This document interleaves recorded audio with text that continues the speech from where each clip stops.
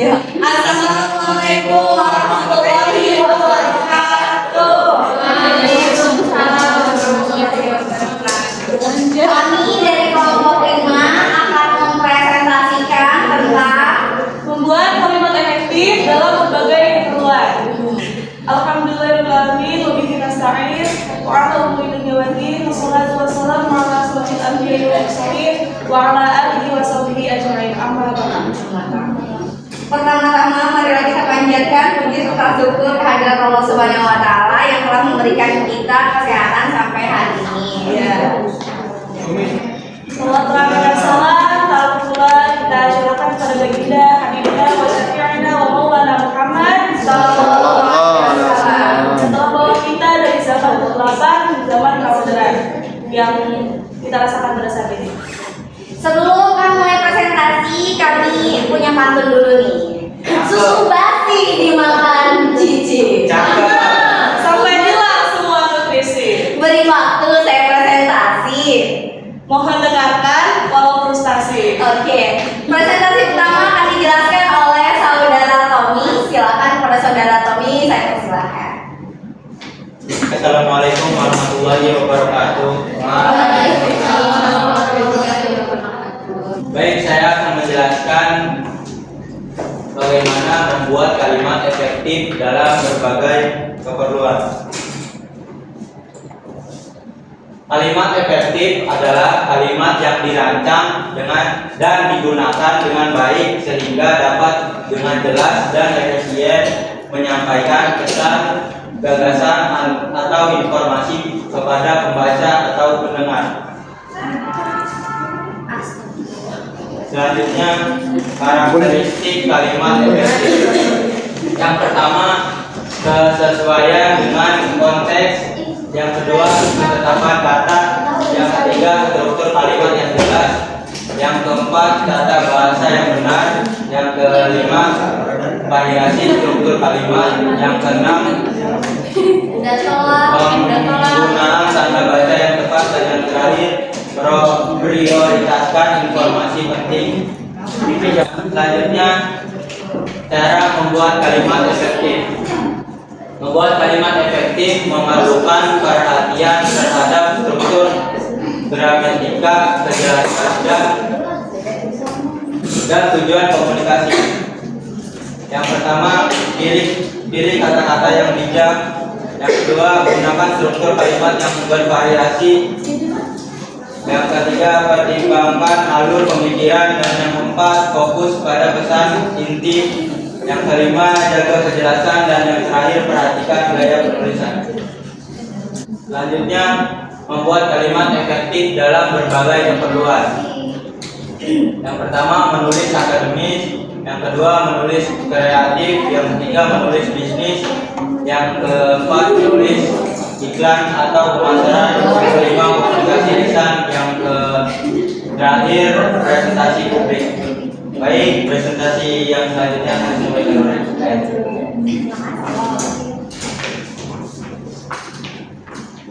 Oke, di halaman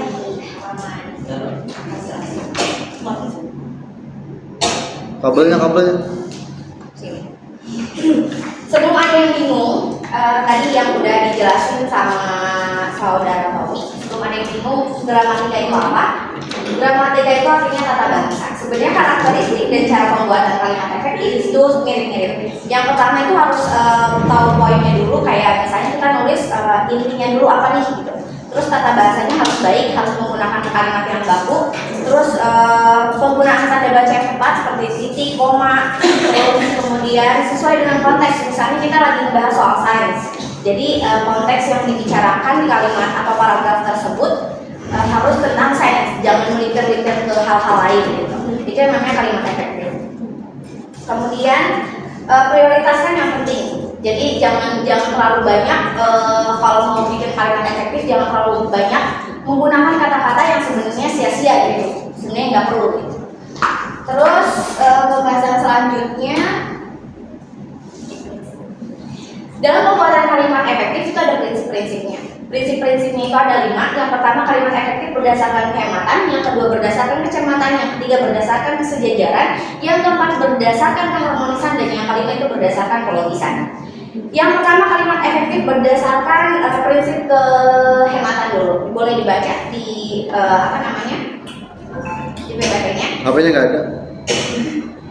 Pengertiannya dulu, kalimat efektif berdasarkan prinsip kehematan adalah kalimat yang mampu menyampaikan pesan atau informasi dengan menggunakan kata-kata yang tepat dan hanya sesuai dengan kebutuhan, tanpa penggunaan kata-kata atau frasa yang berlebihan atau tidak perlu. Prinsip ini dikenal juga dengan prinsip Hemingway, ingat-ingat ya, atau penulisan gaya Hemingway. Nah, jadi dalam prinsip kehematan ini ada beberapa poin yang kadang di penulisan itu kita sering melebihkan frasa atau kata-kata biar kalimatnya itu jadi menarik. Tapi di prinsip kehematan ini frasa-frasa yang menarik itu kita minimalisir karena kita pakai prinsip Hemingway. Contohnya seperti apa? Yang tidak Hemingway itu dia menang dengan skor yang sangat tinggi di pertandingan sepak bola tadi sore.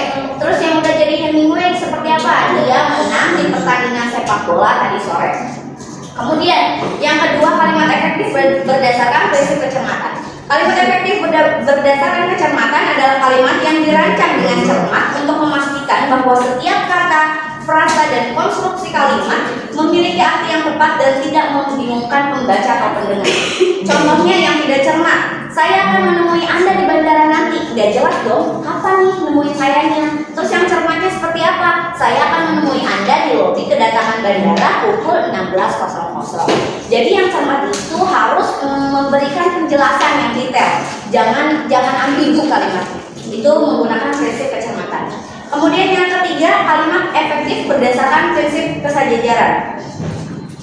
Kalimat efektif berdasarkan kesejajaran atau parallelism adalah prinsip dalam penulisan di mana elemen-elemen kalimat seperti frasa atau klausa disusun secara sejajar atau paralel dalam struktur dan formatnya. Contohnya tidak sejajar, dia suka berenang di pantai, mengunjungi taman, dan berkemah di gunung. Yang sejajar seperti apa? Dia suka berenang di pantai, mengunjungi taman, atau berkemah di gunung. Sebenarnya karena ini prinsipnya kesejajaran, pasti sama kalimatnya. Dia membedakan apa?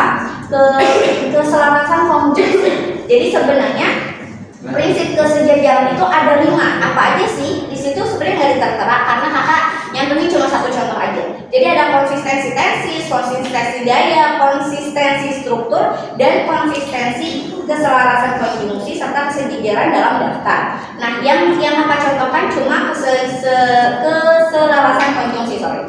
Dalam kalimat dengan beberapa elemen yang disusun secara sejajar, pastikan penggunaan konjungsi seperti dan atau tetapi konsisten dan sesuai. Jadi cuma misalnya kalimat terakhirnya itu pakai dan ke pantai misalnya. Nah kalau pakai konsistensi konjungsi itu cuma diganti atau sama tetapi. Baik, presentasi selanjutnya akan dilakukan oleh saudara kita.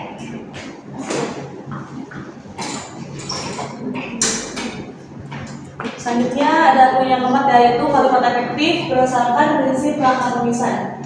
Nah, jadi prinsip keharmonisan ini maksudnya apa sih? Prinsip keharmonisan ini tidak melulu dalam teks dan komunikasi, tapi lebih umumnya yaitu dalam penulisan dan berbicara ya. Nah, udah gitu di dalam keharmonisan ini maksudnya itu ada beberapa elemen penting yang harus dimasukkan dalam teks efektif ini. Di sini ada poin-poin penting dalam keharmonisan, efektif dalam keharmonisan. Yang pertama, kesesuaian tema. Jadi setiap kalimat atau teks yang mau kita buat itu harus sesuai dengan tema. Kalau misalkan keluar dari teks tema, berarti tidak termasuk prinsip keharmonisannya ya. Karena apapun yang dibahas dalam teks itu harus sesuai dengan tema. Yang kedua, transisi yang lancar. Maksud transisi yang lancar ini adalah kata penghubungnya dan frasa transisinya. Kalau misalkan kita membuat teks itu pasti ya nggak melulu kan kita kayak harus ada pakai dan, lalu, kemudian, gitu kan. Yang ketiga, kohesi dan koherensi. Kalimat-kalimat yang terhubung dalam bentuk kesan yang kohesif. Nah, begitu seperti teks atau pidato harus berkaitan satu sama lain dan pendengar itu harus memahami dan pembahasannya juga harus logis. Yang keempat, yang D, struktur yang konsisten. Nah, di teks ini juga termasuk prinsip tulisan. Teks efektif itu harus berstruktur ya, dan harus konsisten antara A, B, dan C. Setelah A itu B, setelah B C. Tidak boleh dicampur adukan atau di mix gitu ya. Yang E, penekanan pada poin utama. Nah, namanya juga kalimat efektif, berarti poin-poin utamanya tuh harus benar-benar menonjol ya, atau terlihat. Jadi jangan kebanyakan prolog atau jangan kebanyakan basa-basi. Bisa juga poin-poin utama itu bisa kita utarakan dengan argumen-argumen kita. Argumennya juga harus logis, harus sesuai data, atau ada yang latar belakangi argumen kita ya. Selanjutnya ada penekanan yang kedua, yang F, variasi yang terkendali. Kemudian ada penggunaan tanda baca yang tepat. Namanya teks efektif ataupun semuanya, bukan hanya teks efektif, itu harus menggunakan tanda baca yang tepat seperti titik dan koma atau tanda tanya dan sebagainya. Yang H, revisi dan koreksi.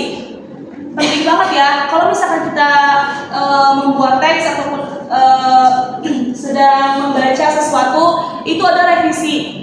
Karena tidak jarang ya kita membuat sesuatu dan itu mempunyai kesalahan yang harus kita koreksi dan revisi. Kemudian yang kelima ada kalimat efektif berdasarkan prinsip kelogisan. Logis artinya masuk di akal ya, atau makul. Di sini ada poin-poin pentingnya, alur pemikiran yang jelas. Nah, seperti yang tadi di paragraf juga ada. Jangan alur yang jelas seperti ini. Setelah paragraf pertama, langsung diloncat ke paragraf ketiga pembahasannya. Tidak seperti itu ya. Biar dia masuk akal ataupun dia logis. Jadi harus beruntutan antara teks yang A, teks yang B, kemudian teks yang C. Langsung konsisten dengan argumen. Nah, di teks efektif ini kalian bebas mencantumkan argumen-argumen kalian di situ. Argumen itu pendapat kalian masing-masing. Nah, pendapat kalian masing-masing itu akan dibaca atau dilihat oleh para pembaca tentunya. Nah, kemudian ada penggunaan bukti yang relevan. Nah, setelah kalian mencantumkan data-data kalian atau argumen-argumen kalian, itu harus berdasarkan data-data yang relevan. Data-data yang relevan itu maksudnya apa sih? Data-data yang jelas. Relevan itu bisa diartikan dengan jelas atau relevan dengan dengan berita-berita yang saat ini nih, yang lagi panas-panasnya saat ini gitu. Itu kan lebih memicu atau lebih menarik pembaca untuk membaca teks yang kita buat seperti itu. Selanjutnya ketepatan istilah dan definisi. Mayoritas orang ya atau orang awam seperti kita ya itu sangat minim ya dalam memahami konteks-konteks yang seperti kata-kata baku yang ada di KBBI, karena tidak semua orang itu memakai bahasa Indonesia yang baik dan benar. Nah, maka dari itu ketika kita ketika kita menyatukan atau menulis teks efektif dan kemudian kita memakai bahasa-bahasa yang mayoritas orang tidak mendengarnya. Nah, maka dari itu kita tuh wajib untuk mendefinisikan arti-arti dalam bahasa tersebut. Kemudian tadi ada penggunaan konjungsi yang tepat ya, kata konjungsi itu seperti kata sambung, kata hubung yaitu seperti lalu dan kemudian itu ya. Lanjut, penggunaan tanda baca yang tepat sama aja ya seperti tadi ya, ada titik, koma ataupun tanda tanya. Kemudian tahu pula ketika kita menulis ataupun membaca, kita harus merevisi dan mengoreksi karena tidak jarang suatu bacaan itu juga terdapat kekeliruan atau kesalahan, walaupun itu sudah dicetak ya atau sudah dipublikasikan. Seperti itu. Sebelum membuka sesi pertanyaan, saya penjelasin di halaman membuat kalimat efektif berdasarkan keperluan. Yang pertama itu membuat kalimat efektif untuk menulis akademis. Contohnya seperti apa kalau menulis akademis itu kalau kita tidak karya ilmiah itu kita pakai kalimat efektif pastinya. Yang kedua menulis kreatif. Menulis kreatif itu contohnya seperti apa? Kalau misalnya kalian nanti suka nulis blog, itu biasanya kita bakal pakai penulisan kreatif, penulisan yang bikin orang tertarik sama blog kita buat baca gitu ya. Misalnya kita bahasnya soal kuliner, gimana sih bikin si kuliner itu jadi menarik gitu pakai penulisan kreatif. Kemudian yang ketiga menulis bisnis, tahu lah ya bisnis seperti apa. Kemudian yang keempat itu menulis iklan atau pemasaran. Nah, gimana caranya penulisan kalimat efektif itu bisa memancing orang-orang untuk membeli produk yang kita jual. Terus yang keempat komunikasi lisan seperti kita sehari-hari, cuman kita pakai kalimat yang baik, pakai kalimat yang sopan gitu ya, dengan tata bahasa yang baik. Kemudian yang terakhir itu presentasi publik seperti yang biasa kita lakuin sekarang, itu kita pakai implementasi presentasi publik menggunakan kalimat efektif. Satu kesimpulannya, ya. Kalimat efektif yang memadukan prinsip-prinsip kehematan, kecermatan, kesejajaran, harmonisan, dan kelogisan adalah kalimat yang memiliki kualitas tinggi dalam komunikasi. Ini adalah kalimat yang menggunakan kata-kata dengan hemat, akurat, dan sesuai konteks, diorganisasi dengan baik dalam struktur yang konsisten dan logis, dan menyusun pesan dengan cara yang mudah dan dimengerti. Baik, cukup